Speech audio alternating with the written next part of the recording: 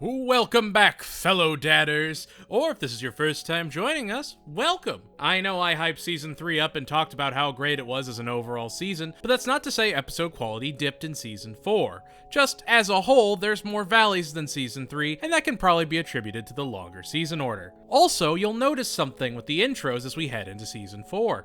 Season 4 actually does away with the newspaper scene, truly the end of a satirical era. This would set the norm for the intro going forward.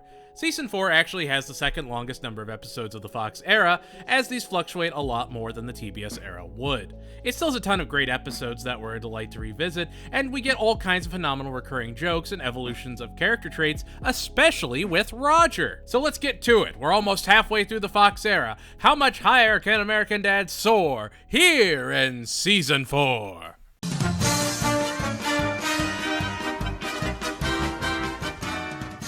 It's Roger's birthday, and he's turning 1600! And he's spying on the family to see what they're planning for his party, while Klaus brags about finally being mobile in a hamster wheel. Season 4 wastes no time diving even more into the absurdity of Roger, and by making him 1600, it really just gives them the ability to write him however they need to. And so as they're planning Roger's big party, Steve reveals that he got his first pubic hair, and now he's a man. And when Stan and Francine shuffle away in stunned silence, Roger feels neglected. Stan and Francine begin to panic because they remember how bad it was when Haley had to go through puberty, and Steve gets a newfound confidence and actually tries to pick up Lisa Silver again. Meanwhile, Francine goes to meet the CIA scientists, which, and I can't believe, and can believe I'm saying this, will be massive recurring characters that will actually get entire TBS era episodes based on them. They're great. Anyway, she exchanges brownies for a serum to make Steve a kid again. And yeah, this really showcases that American Dad formula we've talked about before, where there's an outlandish story coupled with a B story with a wild twist. Francine went too aggressive with the aging Steve, coupled with Roger being jealous of him getting more attention than his 1600th birthday. There's really not much more to talk about with this episode. It's perfectly fine and has a ton of solid comedic bits that show they know how to write the show by now. It's not as strong as, say, Vacation Goo, but it does work as a season premiere. I don't know, like, I know I keep circling back to the American Dad versus Family Guy argument, but even with the pube flowing in the wind at the end of the episode, there's just such a magic and heart to the series that you wouldn't get out of Family Guy. Here they have the CIA plot device that helps the family explore the fears and joys of aging and ends on an albeit twisted joke, but a joke nonetheless. Season 4, Episode 1 of Family Guy is North by North Quahog, where Peter and Lois steal a movie from Mel Gibson to reignite their sex life. And the episode of Family Guy that aired on the same day as 1600 Candles was actually Love Blacktually, an episode where Brian the dog finds his girlfriend cheating on him with Cleveland. I don't know, it just feels more complete in comparison. Anyway, 1600 Candles is a hearty 8 out of 10 that leads directly into one of the most foundational episodes of the whole series.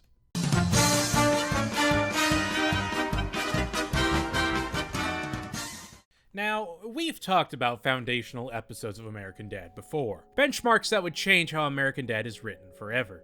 Experimental episodes that really help the series as a whole shine. And I would argue the one that got away is one of, if not the most foundational episodes of the entire series. The episode opens with Roger drunkenly hobbling into an intervention where the family complain about him running around in his personas and blowing them off. Steve even saying that he's afraid to face the fact the real him is an inconsiderate jerk, so he hides behind his personas. We see this cavalcade of personas, and it's actually brilliant how quickly they just switch from one after another.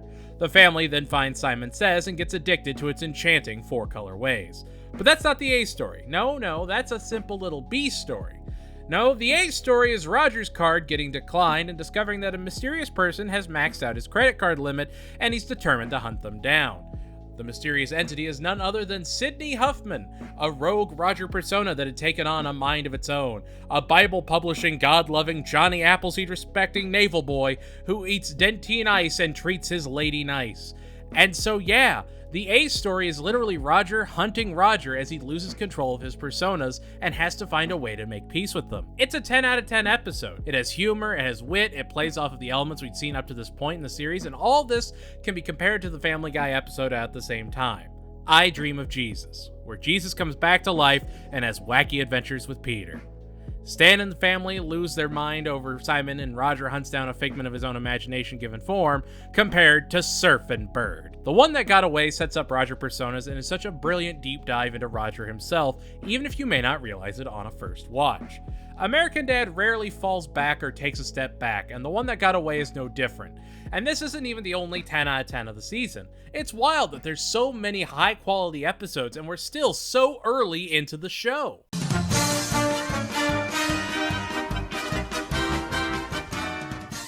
No. The one little word is no. Anyway, we open with Bullock and Jackson going to the executive dining room, where they're served by Emperor Penguins, while Stan and Dick get jealous of how close they are. A small but important note, Dick would actually change voice actors in the 4th season, from the great Stephen Root to the legendary David Koechner, who would continue to play him until present day. Meanwhile at home, Stan and Francine begin to prepare for their Valentine's Day getaway when Bullock comes to him asking him to babysit at the last minute. Bullock begins to abuse this, and Stan is desperate to impress his boss, while Francine babysits AJ, which causes Roger to get jealous of the new baby in the house. Roger is 1600 years old. Bullock then takes Stan out clubbing to help him find a plump Asian skank, his words. And that's really just the episode. Stan tries to help Bullock get over his wife, they get his wife back to try and fix the issue, but then he has to try and hide Coco, Bullock's Asian side piece. Isn't that neat? I don't know. The episode's like a 7 out of 10 that while it's great to get a Bullock-centric episode, it just doesn't do much. It becomes a bit much the longer the episode goes on. It's still not bad, it's just far from the high point that was The One That Got Away. Miriam is actually played by Jean Smart, so, you know, we learn things here.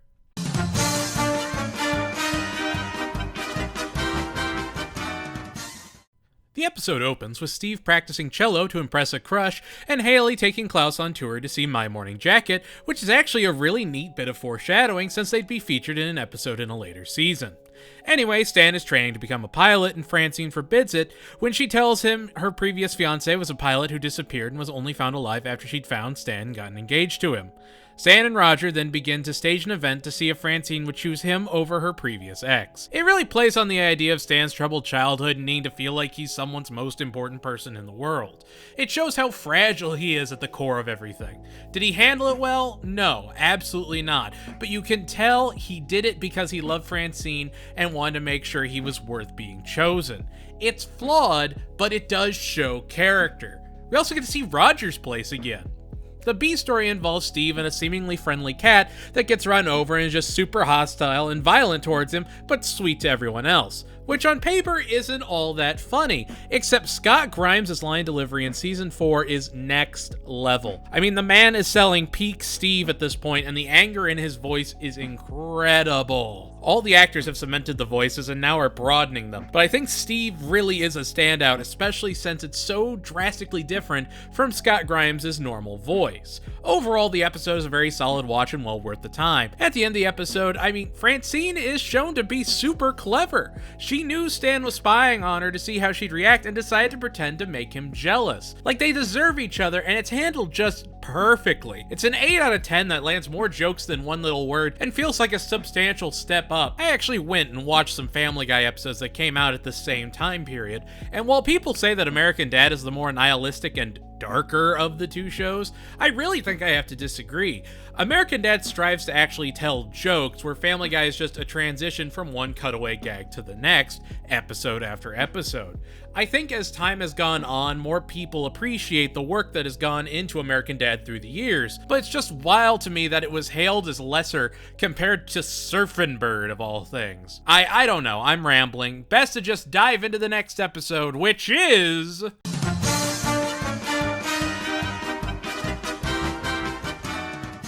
Escape from Pearl Bailey. The episode opens with Steve and Debbie getting back together and making out in the bleachers, while Steve's friends awkwardly watch, waiting for them to stop. As they walk off, they're mocked by the student council, and Steve gets peeved. He decides that Debbie should run for student council president and pushes for her to run and beat out the popular kids. The Buffalo Groomer is actually voiced by Tim Gunn of Project Runway fame. Steve begins to neglect his friends as he works to get Debbie elected. There is no B story. There really isn't even any mention of the other family members except for one very brief scene that acknowledges them.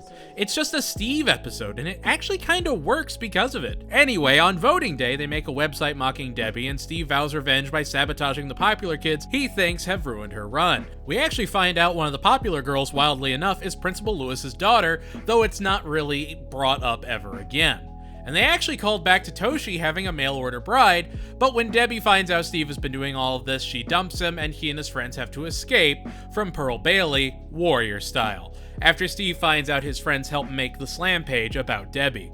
It's a solid episode filled with a lot of movie references that may or may not be understood by modern audiences, since some of them were dated when the episode itself came out. That being said, I think you either love Escape or hate it. Personally, I've seen it enough times to be pretty indifferent to the whole thing, and overall, I'd say the episode critically is around like a 7.5 out of 10, and a solid experimental outing. This wasn't part of a series or set up as an alternate timeline, it's just a Steve-centric episode. That's the whole thing. It's just Steve.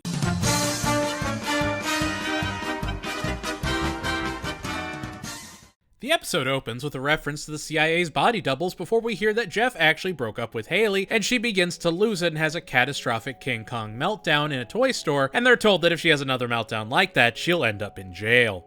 The B story follows Steve and Roger going to Chinatown, and Steve being able to tell male and female chicks apart just by looking at them, and he and Roger get a summer job working for a hatchery. All while Stan starts cracking down on all prospective dates for Haley so that she doesn't have an aforementioned meltdown, which really does show he cares about her even if he could never tell her I love you. And then Francine walks in on Haley making out with Stan, who in reality is his body double Bill, while the real Stan found the hidden cookie dough. Haley talks about how she'd have the ultimate meltdown if Bill ever dumped her, and Stan tells Bill how hot Francine was, all while Steve saves the male chicks from being turned into chicken nuggets. Stan finds Bill trying to sleep with his wife and throws him out and has to pretend to be Bill to try and defuse their relationship so Haley doesn't blow up. Steve discovers Roger stole the chickens to open a chicken fighting ring and challenges him to a fight for their freedom. Anyway, Haley finds out it's Stan and he tells her he cares about her and she starts to calm down instead of melting down, but then snaps and burns the forest down. It's another sweet Haley and Stan episode that shows again that Stan may struggle with showing emotion, but he does love his kids and his wife. All in all, it's a 7 out of 10 that is good the first few times you watch it. Also, Josh Gad was in it, so that's weird.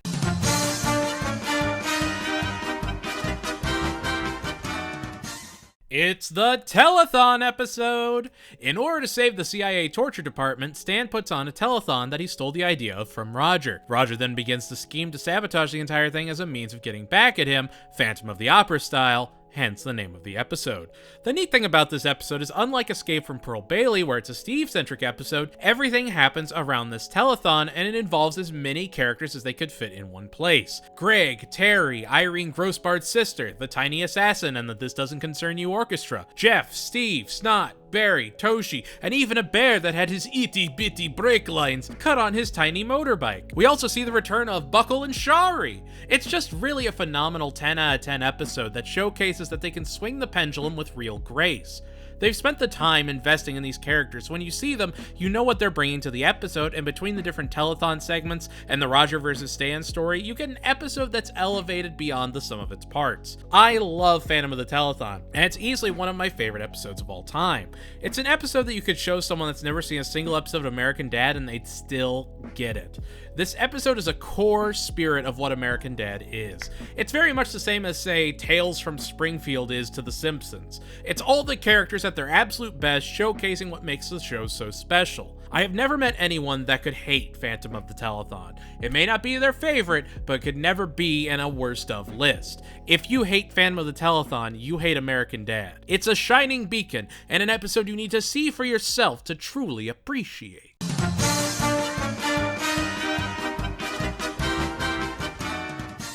Steve discovers he has scoliosis in the school showers and needs a back brace to get it corrected, which gets him bullied at school. Stan reveals to him that he is actually bald as a way to make him feel less alone, and they bond over it until Steve finds out that Stan has been working to get it corrected at the CIA and decides to tell Francine his dirty secret. And where is Francine during all of this? Why, she's with Roger at a spa resort where they've snuck Haley in from a radio contest about Nickelback. However, they don't expect the spa to have one of their biggest investigators looking out for spa fraud. That's right, it's the return of Agent Turlington, still played by the amazing Forrest Whitaker. Roger and Francine have to pretend to be a couple and keep Haley hidden as Turlington is determined to get to the bottom of the case and make his departed dad proud. John Cryer returns to the show as the desk clerk, and this will be one of our first appearances of Lorraine, who'd be a recurring character played by the infinitely delightful Niecy Nash. The story of the episode isn't much to write home about, but it's the delivery and the creativity of the episode that makes it shine. It's a solid 9 out of 10 that can still hold up after all these years.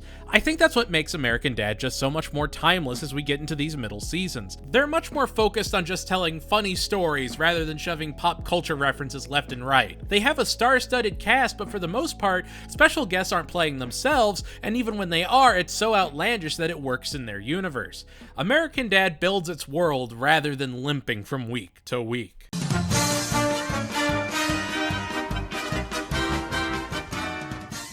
Stan finds out about a pill that removes the need to sleep from his coworker Dick and starts to take it as a way to avoid his family and find late-night hobbies to enjoy. When Francine finds out about it, she wants to understandably spend time with her husband, but when Stan blows her off, she decides to get into marine biology and hunt for the ever-elusive giant squid. The B story follows Steve and Roger writing a porno for one of Roger's old friends and arguing about what makes for a good porn.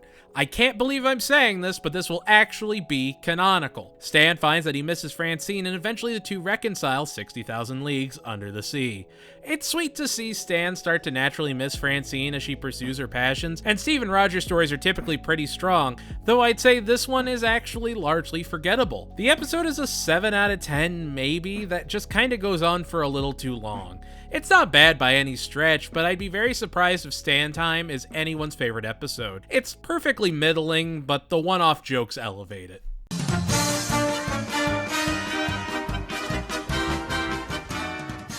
Oh, what an episode.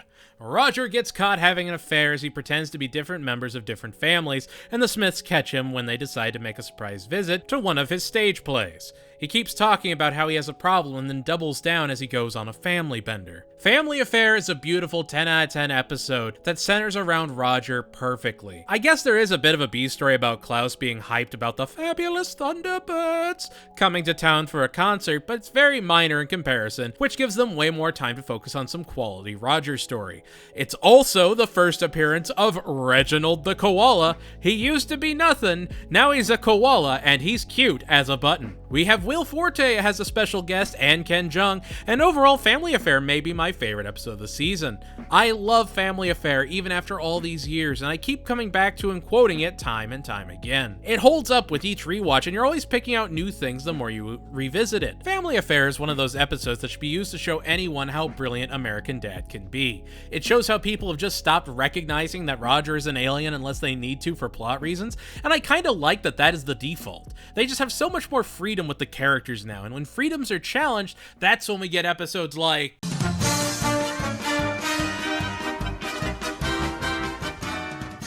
Live and Let Fry, the trans fat episode.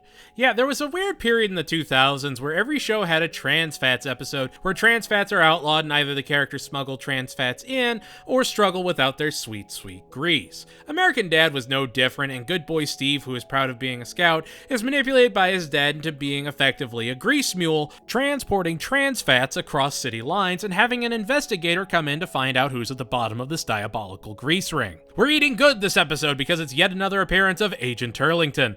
The B story has Roger pretending to be Klaus in order to collect the inheritance left to him by his late aunt. This ends up being a trap in order to capture Klaus.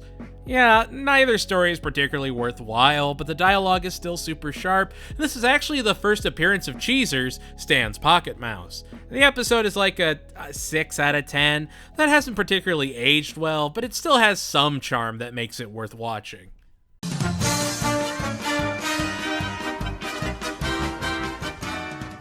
Stan sees one of his neighbors using an above-ground sprinkler and decides to take it to the homeowners association for drastic action, celebrating how the bylaws work for him when it helps him keep the order. However, when Roger doesn't get the Roy Rogers he asked Stan to pick up the ingredients for, he becomes the homeowners association chairman and makes Stan's life a living hell, causing Stan to rebel against the very bylaws he swore to uphold. It's a really great Stan and Haley episode in that at first they're very much opposed, but not directly antagonistic towards one another, but as the episode goes on, Haley knows this new rebellious phase Stan is going through is new and difficult for him, so she helps guide him as they try to take the fight to Roger. Roger, on the other hand, is doing all this because he doesn't feel heard, and honestly, Roy Rogers McFreely might be one of his best personas yet, and the writers did a phenomenal job bringing him to life. We're also seeing a big deviation from having a traditional A and B story this season.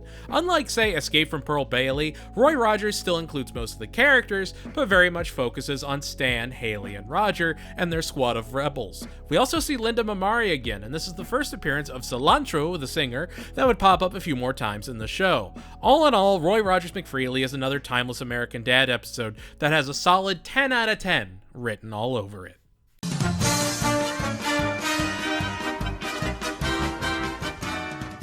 Stan's dad is back. That's right, Jack is out of jail and ready to bond with his son and grandson, but Stan justifiably doesn't trust him. Steve, desperate to bond with Stan, signed them up for a father-son bike race just for Stan to hide his secret shame that Jack never taught him how to ride a bike. Anyway, Jack moves into the house on house arrest and uses Stan being a CIA agent to get himself some leeway before his court date, where he ultimately runs off with Steve, and Stan learns how to ride a bike to go down to the courthouse and save his dad, ultimately failing.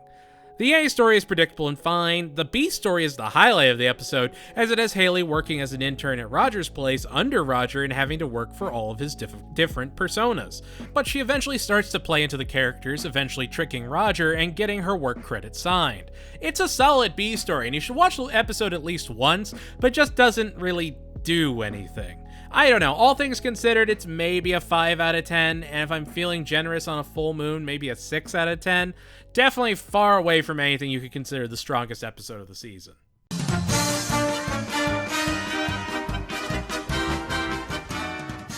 Seth Green is back for another guest spot, and still, this will not be the last time we'll see him. Bar Mitzvah Hustle opens with Steve and Debbie eating at the food court, and Steve shows off his new fart machine when Snot introduces Eitan, his Jewish study buddy, who starts to woo Debbie by showing off how mature he is compared to Steve. Meanwhile, Stan loses his phone while in vibrate mode, and Francine offers admittedly a really smart idea, where if you call your phone and put in a code, it would actually ring instead of staying on vibrate.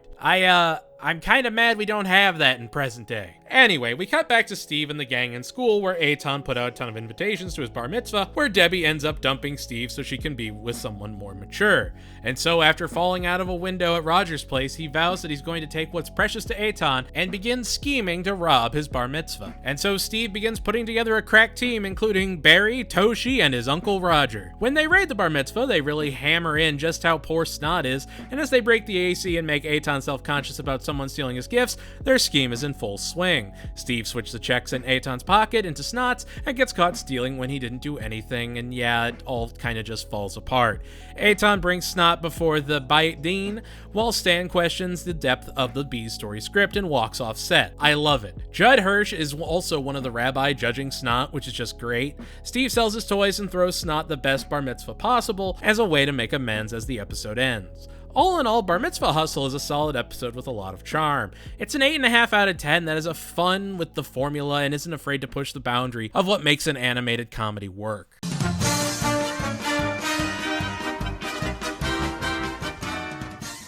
After a mission goes sideways, Stan and his partner manage to escape and reveal to Francine he had a backup wife in case anything happened to her, which understandably upsets Francine. The B story is another thrilling case where Wheels and the Leg Man hunt for Haley's iPod Shuffle.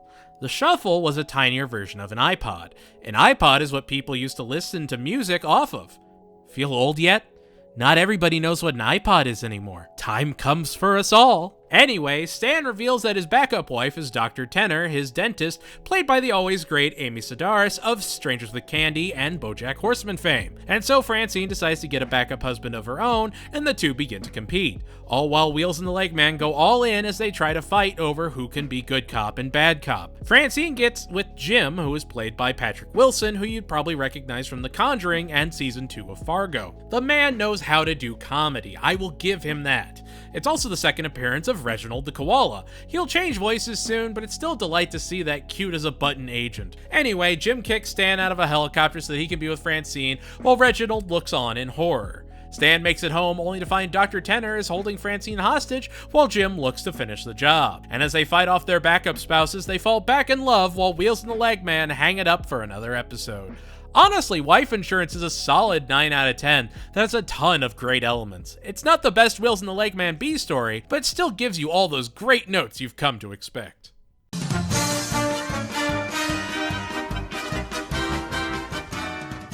Steve tries to bond with Stan when he discovers that Stan has been rebuilding a DeLorean from scratch and is only missing one of the Gulf Wing doors. And so, the father-son duo set out cross-country to go and get it as a chance to bond since Steve likes Back to the Future and Stan loves John DeLorean, inventor of the DeLorean.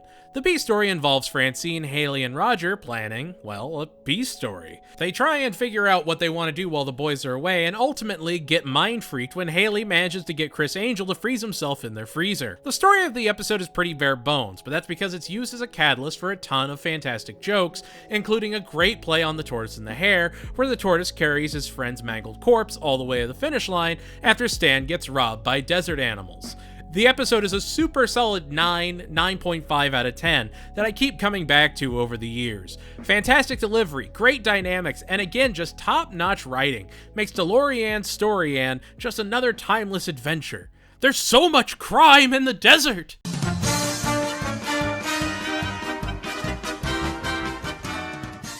Stan hates losers and starts mocking them in front of Steve, inspiring Steve to join the football team with Roger's guidance. And when Stan becomes the coach of the football team, he quickly cuts Steve to make sure the team doesn't lose. This puts him and Roger on a quest to make a grown man cry by building up a team of nerds and challenging his father's team, ultimately beating them in a totally inconsequential way. The B story follows Francine preparing to have the ultimate bake-off against her mysterious pie rival Carlotta Monterey at the county fair, which ultimately turns out to just be Haley in disguise. After Stan loses to Steve, he begins to give up on living, and Steve has to teach him that it's okay to lose and cry, and that everyone does it and it doesn't make you lesser for it. A lesson we could all learn and follow, especially if we only have 100 followers on YouTube and think about giving up sometimes. The wild thing about this is, Roger is a big part of both the A and B stories in drastically different ways. It's also great seeing the nerd group and the weird reverso world versions of Snot, Barry, and Toshi. Every Which Way But Lose is a 10 out of 10 episode that has a ton of charm and a lot of great moments that really hammers in how much the Smith family loves one another at the end of the day. Season 4 especially, now that we're heading into the home stretch, has shown time and again the magic of American Dad and why it's held up so well over the years. But I assure you, the best episodes are definitely not behind us, because I've decided we should talk about...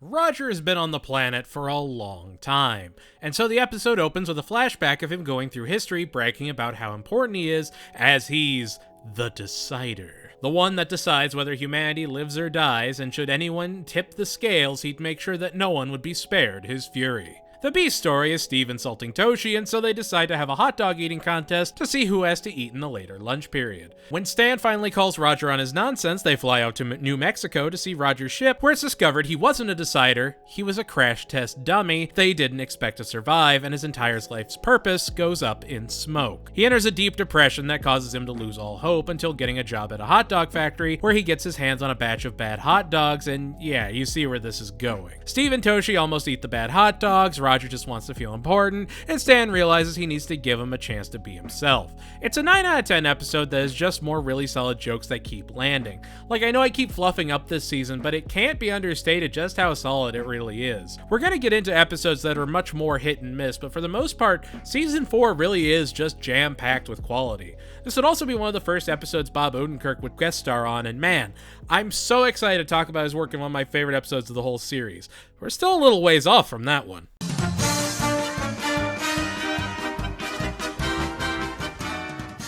At a pool party at Greg and Terry's, Stan gets embarrassed by Francine and pushes her in the pool and tries to figure out a way to get to one of Avery Bullock's parties. The B story involves Steve and the gang having to buy booze to get into a cool kid party, and yeah, they have to buy booze from Roger. Terry's father, Tank Bates, is coming to town, and so he and Greg have to pretend to not be gay, so Terry pretends that Francine is his wife and Greg and Stan are gay, which allows Stan to hang out at one of Bullock's parties with Greg, and that's where he finds out he's the embarrassing one for a change and sees what it's like to be be in Francine's shoes. Terry comes out to his father, reconciles with Greg, and yeah, that's really just the episode.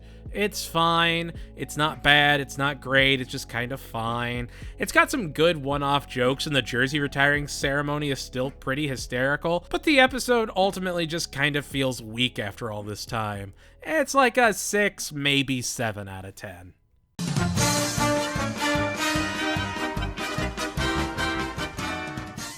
Stan is jealous when his work buddies brag about all the wacky adventures they get into when they have a guy's night out, when he's usually stuck inside with Francine. However, Francine gives her blessing for him to go out, and he eagerly runs off. The B story is Roger and Haley competing to see which one of them was the one that a guy at the mall was into, ultimately leading to him just looking for a girl to take to a pig party, where the guy with the ugliest girl wins, and Roger would go on to bring Haley to try and place in the competition. The B story is incredibly bland and skippable, but the A story is primo spice. It's literally just Stan and the boys having a wild night that quickly gets out of hand and ends up with them throwing people in the trunk and eventually dealing with a cartel, and Stan's best companion, Cheezers, saving the day. I know it sounds like I'm glossing over the episode, but it's not like there's a ton of story beats to the episode. It's just one comedic scene after another, with everything from Dick stealing his dog back from his ex-wife to Jackson falling in love with a prostitute. If Stan was written any weaker, this episode would fall on its face, but it shines because of how he interacts with these characters that had been otherwise bit players up to this point. It's a really great 9 out of 10 that is only really bogged down by the B story that just can't carry its weight in comparison to the A story. As far as season finales go, I would argue that Stan's Night Out is easily the second strongest one of the bunch, with Joint Custody still being the strongest. There's a lot of solid jokes, great chemistry, and phenomenal delivery. It really is a fantastic conclusion to a season.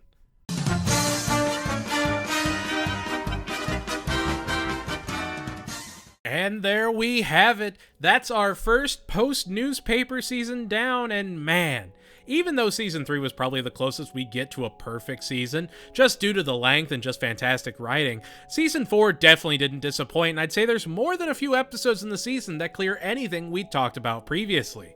Season 4, I would argue, is where we see that line start to be drawn, where Family Guy began its descent and American Dad continued its ascent. There's a lot to love in Season 4, and really makes you take a step back and appreciate how we've covered over 80 episodes already. But what did you think of Season 4? Did you love it, hate it, disagree with what I said about your favorite or least favorite episodes? Let me know down in the comments below. And if you liked what you saw, make sure to like, share, and subscribe for all your deep anime and animation deep cuts. Next season, we're going into an even more bizarre territory with some of the best episodes, including something I lovingly call the Roger Trilogy, and some of the weakest episodes we've had since Season 1. So look alive, and I'll see you all in Season 5. Goodbye, everybody!